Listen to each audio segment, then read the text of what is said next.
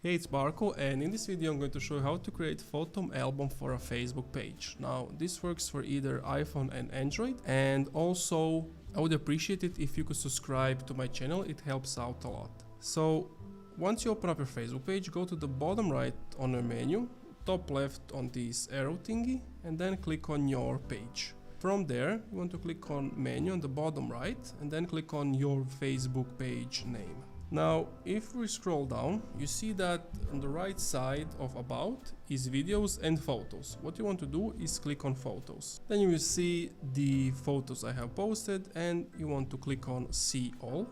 And now finally we can create that album. Click on the plus icon and you can name it whatever. Let's call it baby. Click save. Once you have clicked saved, it's going to be created. And if I go back, photos, as you can see, it's been created under baby. If I click on it, I can add likes, comments, share it, add photos, see all of the posts, and etc. And that's it. Thank you for watching this video. If you enjoyed, leave a like, comment, subscribe.